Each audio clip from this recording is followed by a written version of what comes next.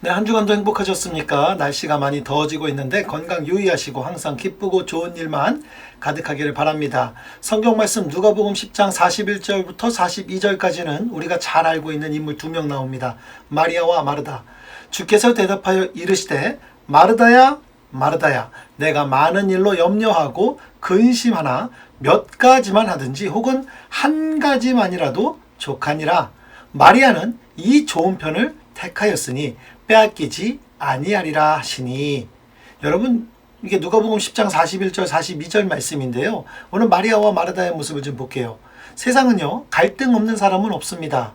일하다가 보면 부딪히는 부분이 분명히 존재합니다. 그러면 왜 갈등이 생기느냐? 이건요, 경계가 있기 때문에 그렇습니다. 내 생각, 내 행동이라는 것이 있죠. 그리고 또 내 생각, 내 행동이라는 것이 있는 겁니다. 혼자 살면 경계를 넘나들 이유가 없지요. 그런데 같이 살다 보니까 이 경계가 중복되거나 충돌하기 시작하는 겁니다. 이게 갈등이에요. 갈등을 푸는 게 굉장히 중요합니다. 날 더울 때일수록 더하지요. 이 갈등이라는 것이 사람들을 얼마나 기분 나쁘게 하는지 모릅니다.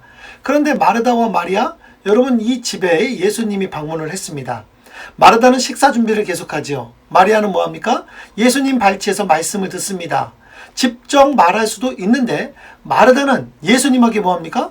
고자질한 거예요. 좀 도와주라 말 좀 해주세요.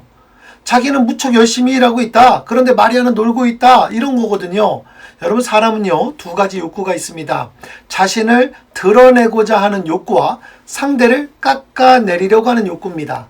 마르다의 행동에서는요, 이 두 가지 모습이 다 보입니다. 우리가 교회 생활하거나 어디서 신앙생활을 하거나 뭐 다른 데서 사회생활을 하거나 두 가지 똑같아요.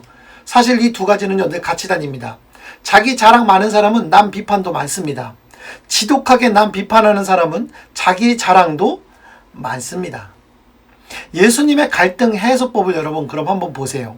내가 많은 일로 염려, 근심하는구나. 몇 가지, 한 가지만이라도 족하다라요. 한 가지만으로도. 무슨 말입니까? 염려, 근심하는 것 보니 마음이 복잡하구나, 이런 얘기입니다. 내 마음을 잡는 그 일부터 집중하면 좋겠다라는 거예요. 즉, 이 내면의 세계를 먼저 바로 세우라라는 거죠. 중심의 평안이 없어서 분주한 거라, 이런 얘기입니다. 여러분 어떻습니까? 일 많이 한다고 분주한 게 아닙니다. 일 많이 한다고 성과가 좋고 이런 건 아닙니다. 그렇게 따지면 예수님은요, 더 바빴어요.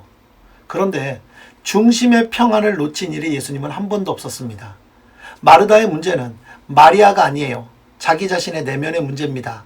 중심의 흔들림이 이런 분주함으로 드러났다는 겁니다. 중심의 평안, 내면의 질서는 어디서 올까요? 여러분, 말씀에서 오는 겁니다. 마리아의 강점은 뭡니까? 중심의 평안함에 있었다는 거죠. 왜냐? 말씀 듣기가 있었기 때문입니다. 여러분도 오늘 이렇게 짧은 말씀을 듣지 않습니까? 바른 신앙은 열심, 뜨거움만으로 표현되어서는 안 되는 겁니다. 내면의 이 질서가 필요한 거예요. 말씀 없는 사람의 무질서는 비판, 비난, 짜증, 허망 이런 형태로 드러나는 겁니다. 평안하지 않으면 말하지 마세요. 내면의 질서가 먼저임을 기억하세요. 그 후 일해도 우리는 늦지 않습니다. 다시 한번 기억하세요. 여러분 내면을 지키시길 바랍니다. 남을 깎아내리는 갈등에서 벗어나서 하나님의 말씀 가운데 집중하고 그 말씀으로 승리하는 저와 여러분이 되길 바랍니다. 우리는 그렇게 살 수 있는 능력자. 승리합시다.